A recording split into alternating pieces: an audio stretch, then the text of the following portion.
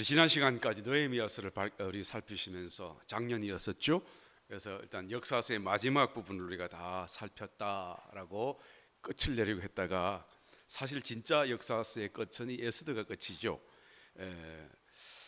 그런데 이 에스더의 내용을 우리가 너무 잘 알고 또 중간에 이 에스더의 의미를 함께 또 삽입해서 우리가 이해하는 그런 시간을 가졌기 때문에 첫 시간 또 첫 새해 첫 시간은 또 새로운 마음으로 창세기를 시작할까 기도하다가 준비하다가 그런데 이 에스더를 한 시간이라도 꼭 나눠야겠다라는 부담이 새롭게 다가와서 이 말씀을 다시 준비하여 여러분과 나누게 되었습니다. 왜 그런 부담이 다가왔습니까? 에스더서를 설명했고 또 충분하진 않았지만 우리가 내용을 알고 또 나누었는데요. 이 에스더서가 왜 역사서의 맨 마지막에 배치되었는가라는 이 질문이 계속 다시 한번 더 마음에서 맴돌면서 이 말씀의 의미를 우리 다시 한번 나눠야겠다라는 그런 부담이 다가오게 된 것이죠. 여러분, 에스더서는 물론 역사의 하나의 사건으로서 창세기로부터 시작해서 이제는 가나안 땅 정복해 들어가고 그다음에 사사 시대, 사무엘 상하, 그다음에 역대기 열왕들의 시대 다 지나서요. 그리고 이제는 다시 바벨론으로 포로로 잡혀갔고 나라가 망하고 그리고 다시 바벨론에서 돌아와서 포로 귀환해서 1차, 2차, 3차 그 귀환 내용이 바로 에스라서와 그다음에 느헤미야서였다. 그런데 이 에스더서는 그 에스라서의 6장과 7장 사이에 일어난 사건이다. 시기적으로 시간적으로 볼 적에. 그러니까 기록하자고 하면 에스라서 뒤에 기록을 하든지 여하튼 느헤미야서가 맨 나중에 일어난 사건이에요. 그러니까 느헤미야서가 역사서로 치면 맨 마지막 사건이죠. 그리고 만약에 기록한 것은 일어난 사건은 좀 먼저 일어났을지라도 그 에스더서를 기록한 것이 좀 늦게 기록될 수도 있잖아요. 근데 기록한 것도 에스더서가 느헤미야보다는 빨라요. 그러면 여하튼 이러든 저러든 느헤미야서가 항상 이 역사서의 맨 마지막이어야 되는데 왜 굳이 하나님은 이 에스더서를 역사서의 맨 마지막에다가 배치하여 놓으셨는가라는 것을 우리 한번 질문해 보아야 되죠. 이 성경은 하나님의 감동으로 기록된 거 아니겠어요? 그러므로 이것이 배치되는 것도 그냥 어쩌다가 그렇게 된 것이 절대 아닌 것을 믿으시면 아멘 하시기 바라요. 이 성경에 나오는 모든 순수와 그 모든 그런 내용과 글자 하나하나 위에 하나님의 성령의 감동이 들어있고요, 하나님의 의도와 뜻이 들어있고요, 이 성경을 우리에게 전하여 주신 하나님의 이 저자의 그런 하나의 어떤 마음이 담겨져 있는 거예요. 왜 이 역사서의 맨 뒤에다가 이 에스더서를 배치해 놓으셨는가? 사실 에스라서와 느헤미야서에서 모든 것이 끝났어요. 그죠? 한번 구원받은 백성들이 하나님 뜻대로 살지 못하고 약속의 땅에 가나안 땅에 들어갔지만 하나님의 나라를 세우지 못하고 결국은 우상 숭배하다가 어떻게 되죠? 다 멸망하고 이제는 바벨론으로 포로로 잡혀갔어요. 그리고 다시 하나님의 은혜로 그들이 100여 년 가까이 시간이 지나서 그죠? 한 70년 되겠네요, 정확하게 치면은. 그래서 하여튼 그런 시간 속에 다시 그 예레미야의 선지자의 예언의 말씀을 따라서 정확하게 70년 만에 다시 돌아오게 되었잖아요. 되어서 그들이 뭘 합니까? 이는 정말로 다시 하나님 신앙 회복을 위하여, 하나님 나라 회복을 위하여 처음에는 에스라를 통하여, 스룹바벨을 통하여 성전을 건축합니다. 그 다음에 무슨 일이 일어났죠? 에스라서가 여기 있는 모든 그런 이방인과의 결혼 이런 것 다 척결해내고 정말로 순수한 혈통, 무슨 뜻이죠? 영 안에서, 주님 안에서 성결한 영적인 그런 하나님의 그런 하나의 어떤 생명으로 사는 그런 어떤 성결을 회복해였고, 그 다음에 3차 귀환했던 느헤미야가 이제는 성벽까지도 완전히 건축했잖아요. 기적적으로 이 성벽은 하나님의 나라를 상징한다고 말씀했죠. 그래서 이제는 하나님의 성전도, 하나님의 임재도 이제 다가왔고, 이제는 이 성전이라고 하는 것은 구원받은 우리의 개인적인 상태로 하자 치면 영 안에서의 구원이 이제는 우리의 마음 안에도 주님을 모실 수 있는 그런 마음의 성전이 지어졌고, 그 다음에 우리가 성결하도록 우리의 모든 생활을 정리했고, 그리고 또 하나님의 나라, 하나님의 나라를 다스리시고 나로 인하여 하나님의 나라가 나타나는 그런 간정, 여호와 공동체, 신앙 공동체가 형성되어진 것을 이 느헤미야서 또 그 앞에 있는 에스라서를 통해서 완전하게 상징하고 또한 구현해내었다라는 것을 우리가 살펴보았지 않습니까? 그러니까 에스라서와 느헤미야서, 역사서의 마지막을 통해서 구원을 얻되 그 완전한 구원, 영과 혼과 육의 완전한 구원을 다 담고 있다, 그 의미가. 그래서 역사서가 끝나는 것이다 라고 우리가 살펴보았잖아요. 그런데 그 사이에 물론 에스더가 삽입이 되었고, 이와 같은 완전한 구원을 위해서 이 에스더서와 같은 그 사건 속에 나오는 그 말씀들을 우리가 따라서 어떤 신앙생활을 통하여 이 마지막 완전한 구원의 완성에 이를 수 있는가라는 것을 우리가 중간중간 살펴보았었습니다. 그럼에도 불구하고 여전히 남아있는 한 가지 질문, 왜 에스더서를 맨 마지막에다가 하나님은 두셨습니까? 아직도 구원의 완성이 끝난 것이 아닙니까? 적어도 상징적인 의미 속에서요.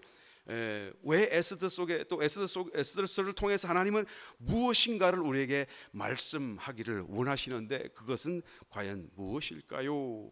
이 질문과 함께 우리는 이 에스더서를 우리 1시간 안에, 내용은 우리 너무 잘 아시니까요, 여러분의 그 감추어져 있는 하나님의 마음, 영적인 그 의미를 한번 쉐어하는 시간으로 나눠보도록 하겠습니다.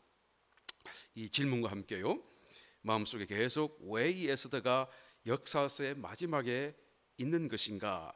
첫 번째, 여러분 에스더서의 내용을 한번 살펴보시길 바라요. 에스더서의 내용은 너무 잘 알죠. 페르시아 아수에르 왕 때 동쪽으로 인도, 지금은 인도 땅이 아니고 이 인도, 성경에서 말하는 동인도라고 하는 것은 지금의 파키스탄 지역을 얘기하죠.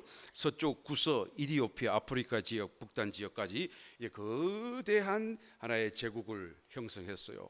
바사의 제국, 페르시아 제국. 그런데 이 페르시아 제국이 저 강 건너, 바다 건너 헬라, 그리스 제국이 막 신흥 제국으로 일어나는데, 이 조그만하지만 그래도 약간 힘있게 일어나는 이 제국 때문에 바다에 있는 그 섬들, 속국들이 이 그리스와 연합해가지고 자꾸 저항을 하려고 해요. 그래서 그것을 치려고 하다가 실패를 하죠. 그 과정 속에서 이제는 잠깐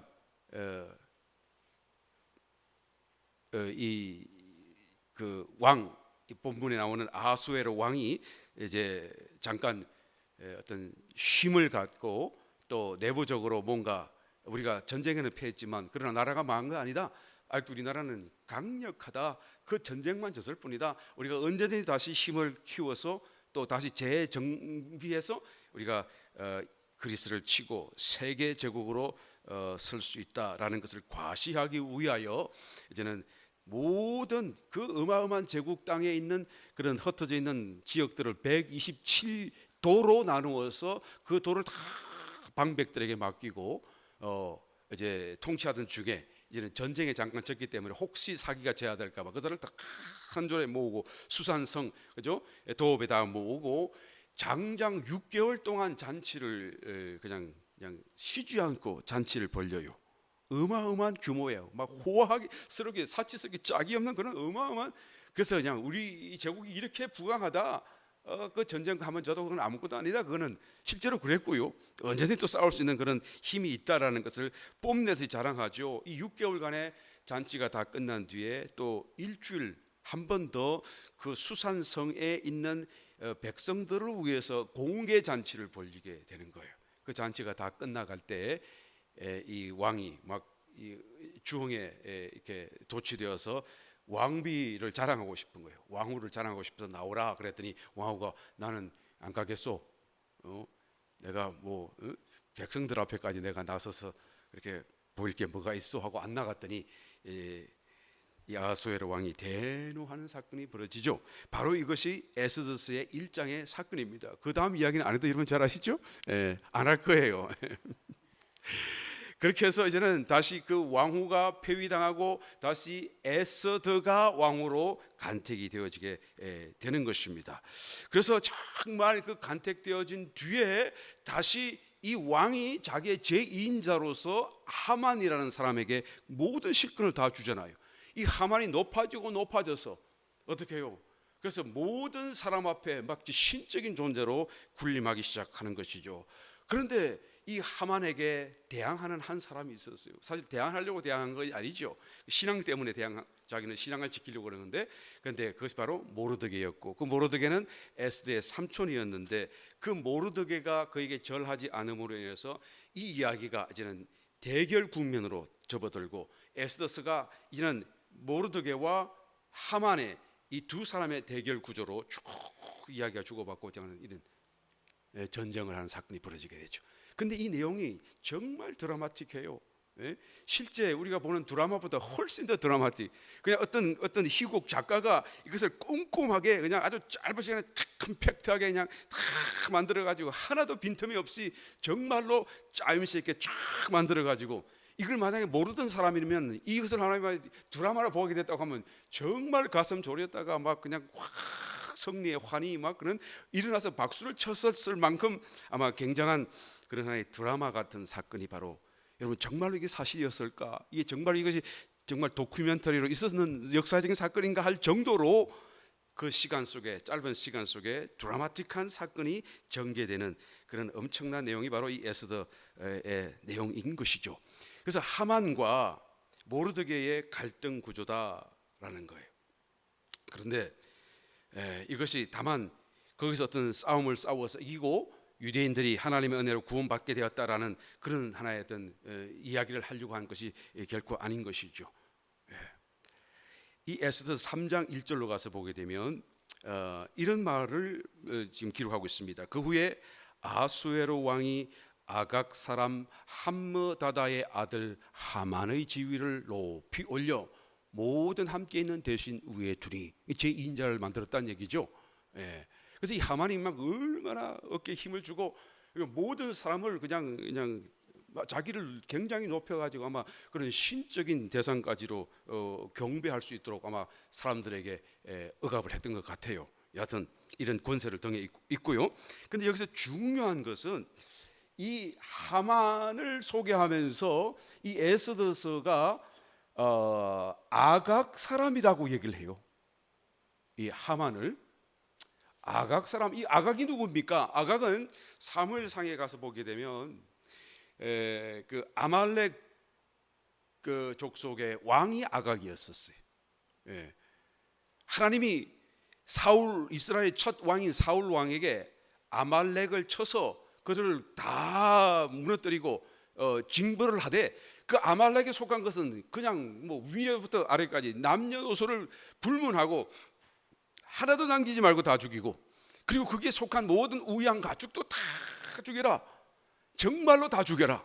하나님이 아주 철저한 명령을 사무엘 선지자를 통해서 전달했죠. 사울이 예 하고 갔는데 가서 다 하나님의 힘 주시는 능력으로 그냥 그 승리하는 가운데 보니까 막 살찐 소도 있고 양도 있고 막, 그죠? 뭐 비리비리한 것도 있지만은 정말 탐나는 것이 있는 거예요. 그러니까 그것을 따로 챙겨두고 꼭 죽일 필요가 어딨냐?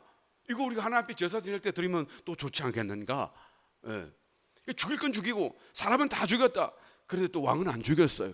왕은 생포를 해서 죽이라고 그랬는데 왜 생포를 했는지 모르겠네요. 그래서 생포를 하고 살찐 우양들을 끌고 나오는 거죠.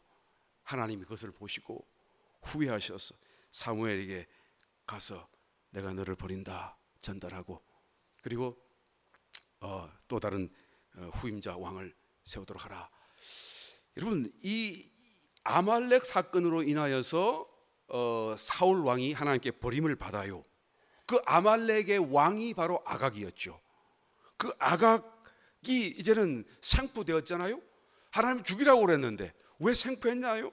사무엘 선지자가 나중에는 이 아각을 하나님의 전 제단 앞에까지 끌고 가서 그를 성경 말씀 그대로 읽어보면 찍어 쪼개니라 이렇게 적혔어요. 그냥 쳐서 죽는 게 아니고 찍어 쪼개니, 이게 피스를 냈다 그 말이에요. 좀 굉장하죠? 그런데 이 사람은 정말 악한 사람이었거든요. 이게 찍어 쪼갠 것이 악한 게 아니라 이 사람이 정말 악한 자, 하나님이 대노하시고 하나님이 정말로 이 사람을 살려두기를 원치 않는 그런 악인이었고, 악인의 또한 대표적인 상징적인 존재였다라는 거예요. 그래서 그게 속한 것 전부 다 죽이라고 그랬는데 이 사울은 그 하나님의 말씀을 순종하지 못했고 실패함으로써 이 일로 인하여서 이제는 내버림을 당하는 거예요. 그 권자를 빼앗기게 되죠. 다시 말하면 하만과 모르드게의 대결 구도인 것 같은데, 이 하만은 아각의 자손 후손이고요, 이 모르드게는 사울의 자손이에요. 그러니까 이 사무엘상에 일어났던 그 사건을 지금 다시 그대로 끌어와서 이 에스더에서 우리에게 보도록 하시려고 있는 거죠. 여기를 우리 눈을 열고 봐야 되는 것이죠. 이 아말렉이 뭐길래, 그죠?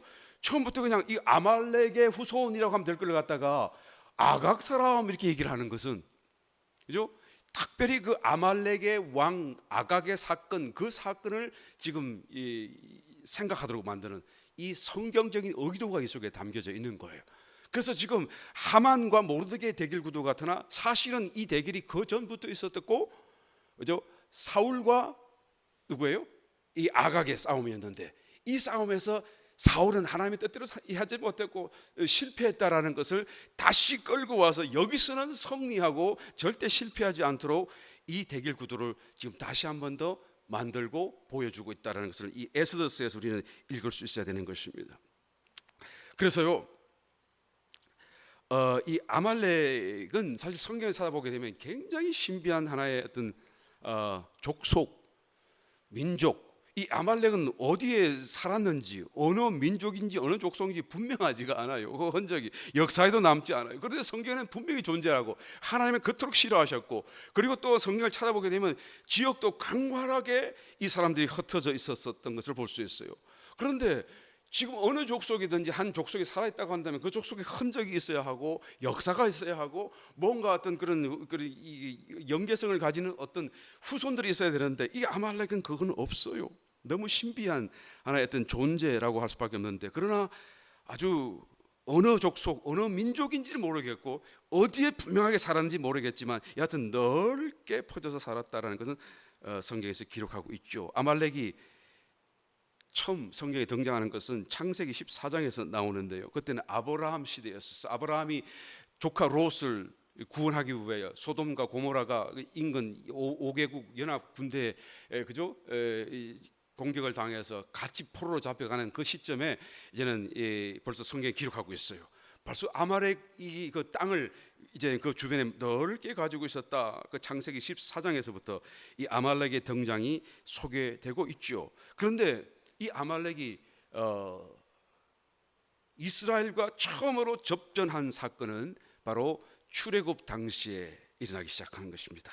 정말 또 심부름 하나의 어떤 이유가 여기 또 우리가 발견되고 있는데요, 아말렉이 이스라엘의 출애굽을 이제는 저지하고 오히려 그 뒤에서 이스라엘 백성들을 공격하는 사건이 출애굽기 17장에 나오죠. 이것은 바로 이스라엘 출애굽한 이스라엘 백성들이 만났던 조하게 된 가장 첫 번째 대적이고 군사고 또 대적자라고 말할 수가 있죠. 이 아말렉이었거든요. 그래서 모세는 대노했습니다.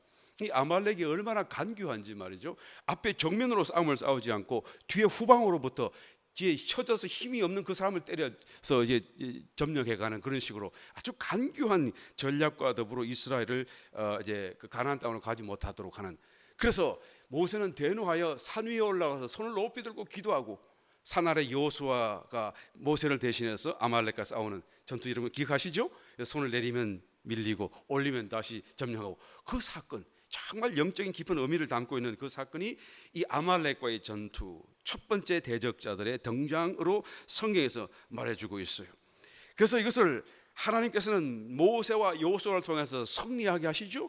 그 다음에 아주 하나님께서 다짐하시고 맹세하여 말씀하시기를 아말렉을 전멸하고 아예 남지 않고 역사 속에 사라지도록, 영원히 사라지도록 내가 만들 것이다. 너희도 책에 이 싸움을 기록하라. 하나님 명령하셨어요. 출애굽기 17장 찾아볼까요? 13절 이하의 말씀을 보게 되시면, 여호수아가 칼날로 아말렉과 그 백성을 쳐서 반이라.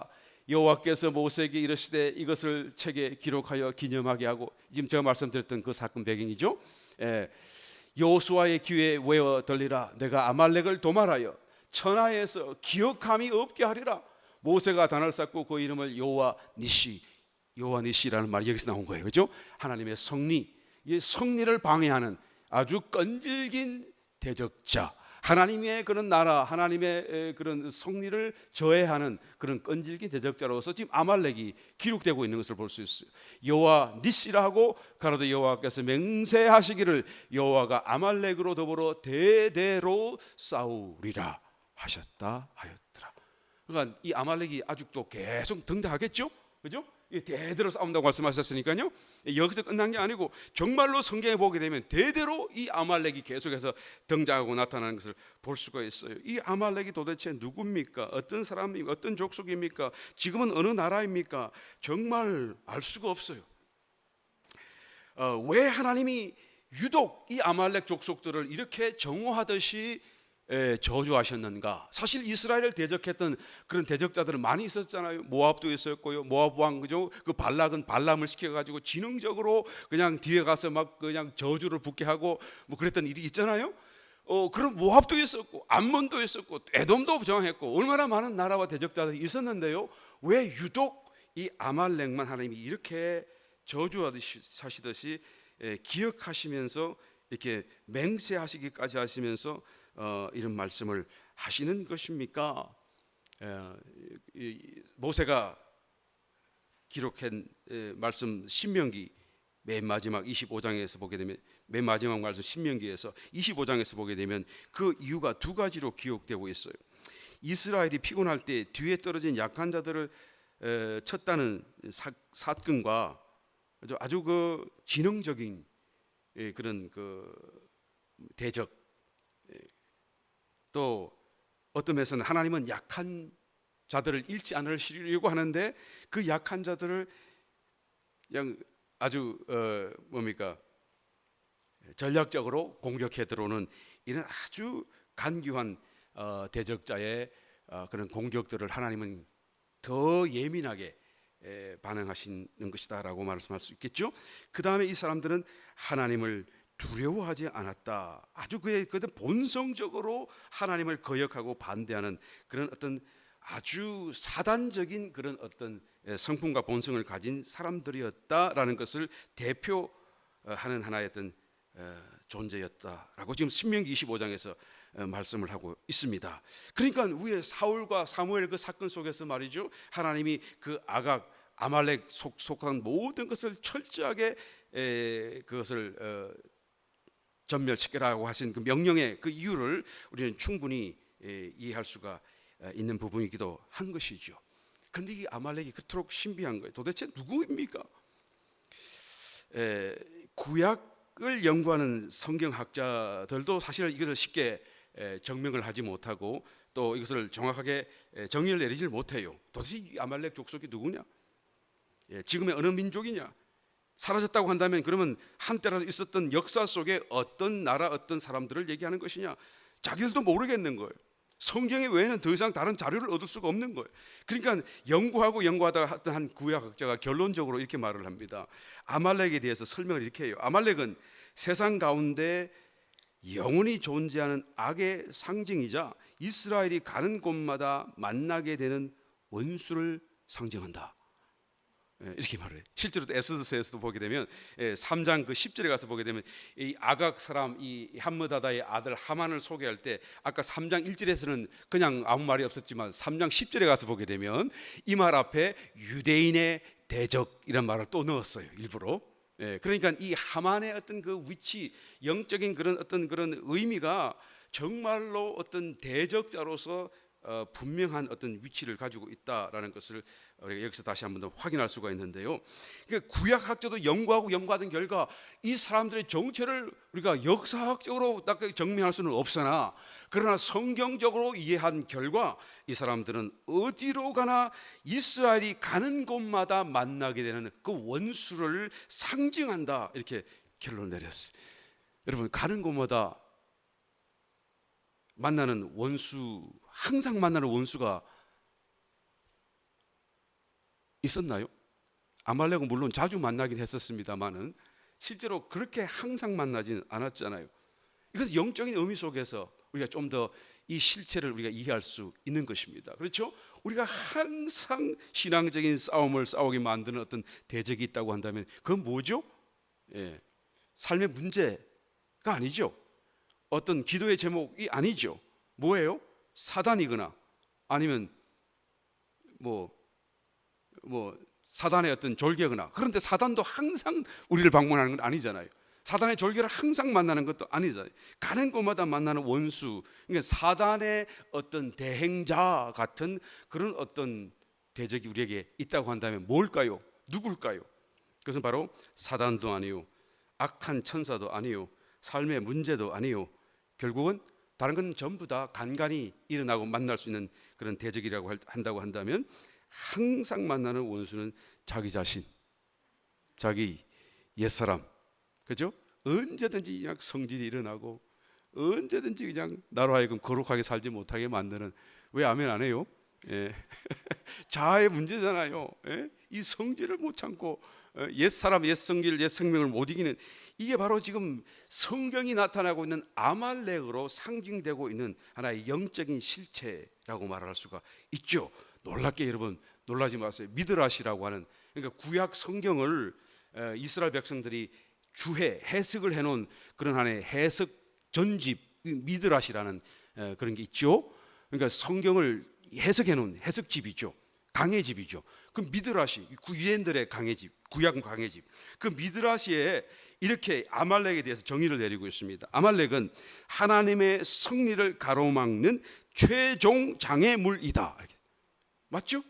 최종 장애물이, 자기들 알고 모르고 했든지 여하튼 알고 봤던 영적인 의미 속에서 우리가 결국 건너가야 될 최종적인 장애물, 우리가 완전한 구원의 완성으로 가려고 한다면 나의 옛사람, 자기 생명을 벗어버리고 자기 생명을 이기는 이 과정을 넘어가지 않고서는 결단코 완전한 구원, 너희가 나의 제자가 되기를 원한다고 한다면 부모, 자식, 소유, 전다, 자기 생명까지도 미워하지 아니한다고 한다면 결단코 내 제자가 되지 못하리라. 주님이 그 제자들에게 오시자마자 강림하셔서 성육신 하시자마자 그 말씀을 하시는 거예요.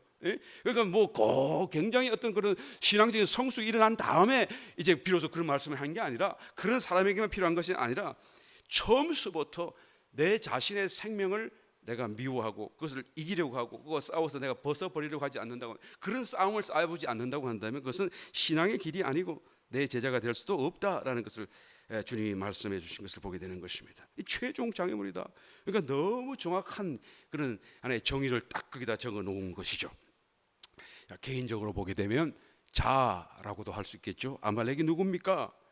다음 시간에 또 기회가 있으면 이 아말렉에 대해서 좀 더 자세하게 한번 여러분과 한번 나눴으면 좋겠어요. 그러나 하여튼 오늘은 에스더스를 해야 되기 때문에 이 아말렉이 무엇입니까? 개인적으로 하면 다 자아를 얘기한다라고 말할 수 있겠죠. 그러면 역사적으로 적용을 한다 그러면 무엇입니까? 결국 사단의 결정체, 사단의 모든 악한 성질 성품을 다 담고 있는 이 세상의 어떤 한 사람, 적 그리스도겠죠. 그죠? 그러니까 적 그리스도와 나의 옛사람 사단, 이것은 다 같은 공통 분목, 하나의 어떤 같은 생명, 같은 성질을 가지고 있어요. 그러니까 내가 내 자아를 이긴다고 한다면 그 사람은 적그리스도를 와도 적그리스도를 이길 수 있습니다. 내가 내 자아를 벗어버렸다고 한다면 적그리스도든지 사단일지라도 나를 어떻게 할 수가 없어요. 그렇잖아요. 나는 죽었기 때문에요. 자기가 통치할 수 있는 옛 생명에 대해서는 나는 더 이상 남지 않았고요. 나는 새 생만으로 살고 있기 때문에 결단코 나를 이길 수 없고 내가 오히려 저들을 지배할 수 있는 하나님의 생명 안에 들어와 있다는 것을 말하는 것이죠. 이 아말렉의 의미고 상징이에요.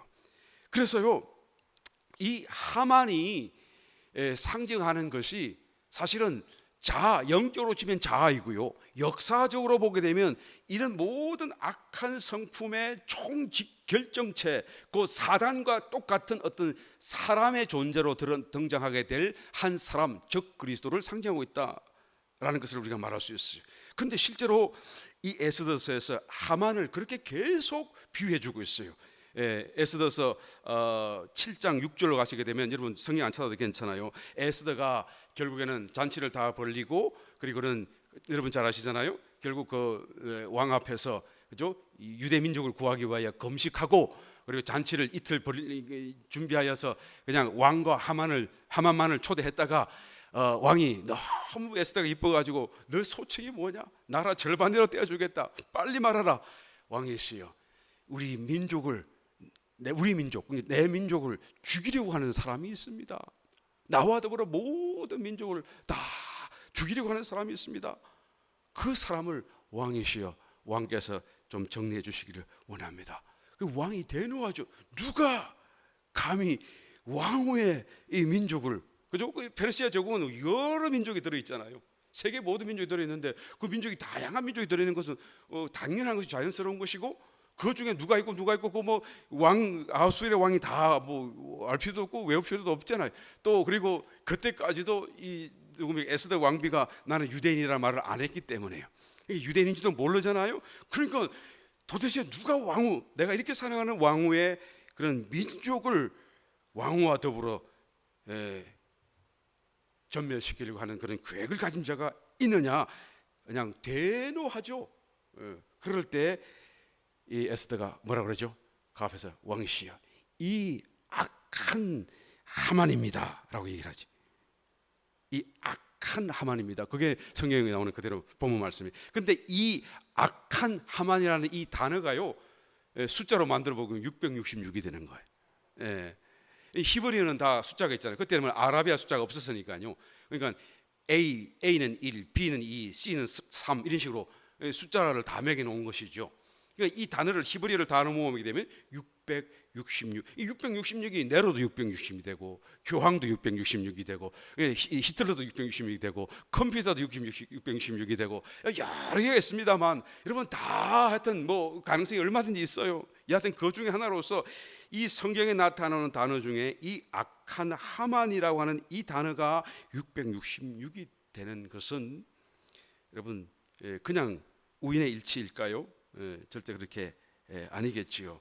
성경에서도 요한계시록 13장에서 이 세상을 한때 잠깐이나마 통치하게 될 그런 적그리스도의 왕국을 두고 지혜가 있으니 총명이 있는 자는 그 짐승의 수를 세어보라. 그 수는 사람의 수니 666이니라 라고 말씀하잖아요. 이게 다 연결됐죠. 그리고 또 이 하만에게는 10아들이 있었어요. 여러분 뭔가 느껴지십니까? 적그리스도에게는 10왕들이 있었어요. 부하왕들이 있었죠. 적그리스도를 상징하는 그 용으로 묘사되는 그 용은 10뿔을 가졌잖아요. 다니엘이 본 그 신상 적그리스도의 왕국의 마지막 나라가 10발가락의 시대라고 말하지 않았나요? 이 모든 게 다 지금 10왕, 10아들, 얼마나 이게 일치되는지 몰라요. 하만의 그런, 이 또 하만은 모르드게만 죽이면 될 거를 모르드게뿐만 아니라 유대 민족 전체를 다 죽이겠다고 한 거예요. 이렇게 악랄한 어떤 생각을 가질 수 있는 사람이 흔합니까, 여러분? 역사 속에 민족 전체를 죽이겠다고 하는 사람은 정말로 악한 자일 수밖에 없지요. 그러니까 나중에 적그리스도가 정말로 유대인과 믿는 성도들을 다 죽이려고 그래. 정말로 죽이려고 그래. 그럴 때 여기 에스더서에 보니까 하만이 유대인들을 죽여라 조서를 다 내리니까 어떻게 되죠? 그 조서에 기뻐서 유대인을 죽이려고 그 날만 기다리는 사람이 있네요. 이름은 기록하지 않지만 있어요. 그런데 의외로 많아요. 얼마나 많은지 몰라요. 왜 이렇게 이런 일에 동조하는 악한 일에 동조하는 사람이 많이 등장하는지. 이 얘기는 결국 적그리스도가 등장하게 되면 결국 적그리스도와 동조하여 그 악한 일에 앞서서 성도를 괴롭힐 많은 사람이 일어날 것임을 미리 말씀하고 있어요. 그러니까 적그리스도도 밉지만 그 적그리스도 앞잡이 노릇하는 사람이 엄청나게 많을 거라는 얘기죠. 그래서 나중에는 다시 에스더 왕비를 통해서 다시 그 사람들을, 유대인들은 연합해서 대적하고 유대인을 죽이겠다고 하는 사람들을 다 죽여라. 여러분 아시죠? 그 사건이 어떻게 됐는지, 그죠? 그래서 이제는 조서를 또 두 번째 조서를 또 내려가지고, 그러니까 그 조서를 내린 때에는 이미 이제는 모르드게가 막 총리가 되었고 이제는 막 왕비가 유대인이고, 그러니까 뭐 전국에 흩어져 있는 방백들과 신하들과 뭐 군대들과 다 사람들이 누구를 돕겠어요? 유대인들을 도우려고 하겠지요. 유대인을 죽이려고 하는 사람을 돕는 게 아니라 유대인들을 도와서 그들을 죽이는 일에 그들은 힘을 보태어 주는 것입니다. 그럴 때 성경에 보니까 7만 5천 명을 죽였대요. 유대인들이 자기들 죽이려고 했던 사람들 중에 7만 5천 명을 죽였대요. 그러니까 죽은 사람만 7만 5천 명이니까 뭐 얼마나 더 있지 않았겠어요? 예? 그러니까 이 7만 5천 명 그러면 뭐 숫자가 얼마 안 되네요 생각할지 모르겠지만 그 넓은 제국 땅 속에서요. 그런데 이스라엘 백성들이 유대 땅으로 귀환했던 그 귀환자의 수를 보게 되면 저번에 4만 9천 얼마였잖아요. 5만 명 정도. 그래서 한 나라를 세우게 되는 그 숫자를 비교해 보게 되면 이건 한 민족을 이룰 수 있는 엄청난 숫자죠. 그런 많은 사람들이 적그리스도와 더불어서 일어나게 될 사건을 예견하고 있는 것입니다. 그러니까 여기저기에서 곳곳에서 우리 옆집에 사는 사람이 우리를 괴롭히고 그런 사건들이 일어나게 될 것이죠. 그러니까 이 하만이 모르드게뿐만 아니라 유대 민족 전체를 죽이려 한다는 이 사건이 바로 적그리스도를 표상하고 있는 것입니다. 그는 또한 사람들에게 경배를 받으려고 했어요. 그렇잖아요. 하만은 문지기가 아니에요. 사실은 문 앞에 앉아 있었다고 해서 문지기가 아니라 그 문에서 어떤 사물을 보는 어떤 그런 하여튼 왕의 관료였었죠. 높지는 않았겠지만 낮은 관료였겠지만 관료였었죠. 그런데 그 문을 들락날락 할 때마다 그냥 절을 하게 하는데 그냥 어떤 면에서는 공경하고 어떤 예절로서의 어떤 그런 절이 아니라 무릎을 꿇고 경배하듯이 아마 이 하만이 모르긴 몰라도 자기 자신을 신적인 존재와 같이 막 이렇게 높이려고 했는 그런 교만과 자만이 가득 탔던 것 같아요. 그러니까 이 모르드게가 생각할 적에는 이거는 아니다. 이거는 하나님께만 드릴 수 이런 정도의 경배는 하나님께 드리는 것이 사람에게 할 수 없고 우상에게는 할 수 없다. 나는 절대 할 수 없다. 그 옆에 있던 다른 어떤 관료들이 너는 왜 안 하느냐? 왕의 명령이 얼마나 엄격한데 너는 왜 안 하느냐? 그랬더니 나는 유대인이다. 그 말은 무슨 말씀이죠? 나는 신앙 안에서 그럴 수 없다. 나는 하나님 외에는 이렇게 우상 숭배하듯이 경배할 수 없다. 그랬더니 그 사람들이 결국에는 이 사람이 어떻게 되나 보고자 해서 그냥 고자질을 하게 되고 하만은 대노하여서 모르드게를 죽이려고 하고 모르드게만 죽이는 게 충분하지 않다. 모르드게에 속한 모든 유대 민족을 죽이겠다. 날짜를 딱 정해가지고 조서를 발표하고 그리고 지금 이 사건이 지금 전개되어지게 되잖아요. 그런데 이 사건이 또한 적그리스도에도 그대로 일어나게 될 것이다. 그리고 또 모르드게가 한때였지만 그렇게 높임을 받았고 나중에는 결국에는 다 망가지고 처참하게 그 마지막을 장식했듯이 적그리스도도 한때지만 높임을 받았다가 이제는 순식간에 멸망을 당하게 될 것을 성경은 말씀하고 있는 것입니다. 여러분, 우리 처음 시작하면서 왜 이 에스더스를 역사서의 맨 마지막에 두었습니까? 라고 한다면 결국 그 완전한 구원으로 가는 길을 위해서 모든 것은 다 하나님 말씀하셨어요. 에스라서와 느헤미야서에서 성전과 성벽과 또한 그 율법을 교육함으로써 여호와 신앙 공동체를 세우는 이 모든 걸 다 말씀하셨는데 왜 다시 에스더스를 말씀합니까? 그 완성, 구원의 완성, 하나님의 축복의 그런 어떤 결론으로 이르기 위해서는 너희가 꼭 필연적으로 갖추어야 될 어떤 하나의 신앙 구도자로서의 자세가 필요한데 그것을 하나 더 이게 주님께서 우리에게 알려주시기를 원하시는 거예요. 그게 뭐죠? 믿음이라는 것입니다. 믿음. 한 명도 이 적그리스도와 같은 간교한 어떤 그런 공격과 또 개인적으로는 적그리스도와 같은 그런 내 자아의 그런 어떤 기만과 또 대적하는 그 일에서 넘어지지 말고 그죠? 실패하지 말고 승리하여서 이 길에서 반드시 승리하도록 하기 위해서 하나님께서 이 말씀을 애타는 심정으로 우리에게 다시 한 번 더 부연하여 설명하시는 말씀. 편지로 치게 되면 뒤에 있는 PS 추신과 같아요. 앞에 할 말 내용은 다 말씀하셨지만 추신에 다시 염려하는 마음으로 하나님께서 또 당부하듯이 또 우리를 이게 다듬어서 더 분명하게 이런 자세와 이런 마음과 이런 또 대적자의 간교함에서 너희들이 정신을 차리고 넘어지지 말라. 여러분 어쩌다가 이 대결 구도가 시작됐죠? 에스더스에 어쩌다가 하만과 모르드게가 싸움을 하기 시작하게 됐죠? 결국 믿음을 지키려고 하다가 생겨난 거잖아요. 싸우려고 싸운 게 아니라 모르드게가 여호와 신앙 그 말씀대로의 신앙을 지키려고 그 신앙대로 살려고 하다가 보니까 원수의 공격을 받게 되어졌다라는 것이죠. 그죠? 그 대굴문에서 그죠? 그냥 인사만 하라는 정도가 아니라 그냥 무릎 꿇고 경배하듯이 하라 그러니까 그건 아니다. 나는 못하겠다. 나는 신앙 지키기 위해서 죽으면 죽어도 나는 그건 할 수 없다라고 그런 어떤 자신의 의지, 자신의 이 성경 말씀, 하나님 말씀에 대한 그런 믿음에 대한 그 믿음을 지키려 하다 보니까 이런 싸움이 생겨나게 되어졌는데요. 여기서의 이 믿음이라고 하는 것은 우리가 평상시에 말하고 있는 그런 괴갈적인 믿음을 얘기하려고 하는 게 아니죠. 왜요? 에스더서 역사서의 마지막 부분에서 이 믿음을 다시 다루어 주시는 이유는 이 믿음은 특별한 경우의 믿음을 말씀하는데 어떤 믿음을 얘기하는 것이죠? 구원의 완성으로 가는 길이에요.